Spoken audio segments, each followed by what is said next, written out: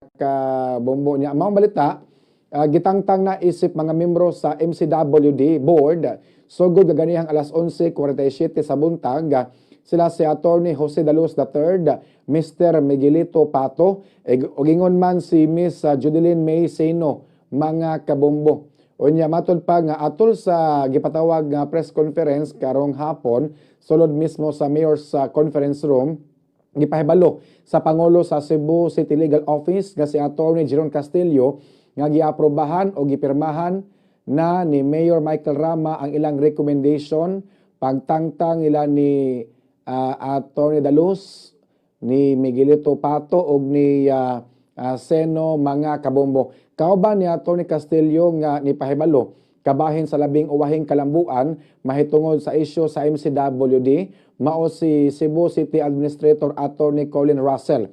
Matod pa ni Attorney Russell nga nadawat na sa management sa Metropolitan Cebu Water District kon MCWD Management, MCWD Board of Directors, ingon man sa Local Water Utilities Administration kon LOA ang notice of termination sa nasigutan nga mga opisyal, mga kabombo. Kahinumduman niya itong buwan sa September 2022, misangat og petisyon ang MCWD Employees Union ngadto sa Ombudsman Visayas aron ipatangtang sila si Attorney Dalos, Pato o Seno. Pipila sa mga rason nga gialigar sa union, mao ang paghilabot nila ni Dalos o mga kauban sa appointment o personnel selection process sa MCWD bisan kun wa kini mahisakupa sa ilang trabaho o pag-us-o sa kita sa MCWD ngadto sa 62%. Human madawat sa Ombudsman Visayas ang petisyon, ila kining giduso ngadto sa Cebu City Government aron maaksyonan. Kini maoy hinungdan nga si Mayor Michael Rama ni tahas nila ni Attorney Castillo pag-imbestigar sa mga reklamo sa mga sakop sa union sa MCWD.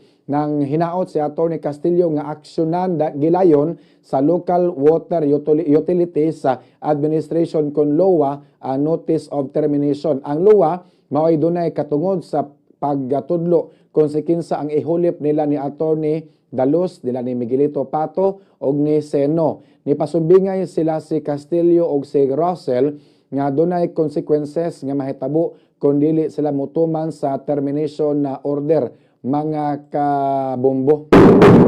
So gipirmahan ni Mayor Mike Rama ang recommendation. Sa ato pa, a recommendation lang to, dili to ingon nga final and executory. Kay recommendation raman, mga kabombo. So kinsa man dunay authority, dunay power nga mo hire og mo fire og mga membro sa board sa MCWD. Okay, mato pa ang maong kopya nga recommendation gipirmahan ni Mayor Mike Rama, giduso na nga to sa office sa MCWD og sa LOA. O yan, hinaot sila nga ang LOA mo action dayon niini, mga kabombo. Ag recommendation sa mayor nga pagtangtang ni Mayor ni Attorney Joey Dalos, ni Pato og ni Seno, kuan ba kanang doon na ba legal nga basihan o ang mayor mismo mo desisyon lang, di na ang LOA mo desisyon sa pagtangtang sa usa ka mga membro sa board. Kaya hinumduman ko ni Attorney Dalos nga ako na interview kaniadto nga matod siya nga matod pa niya ang makatangtang niya ang LOA man di man kuno ang mayor.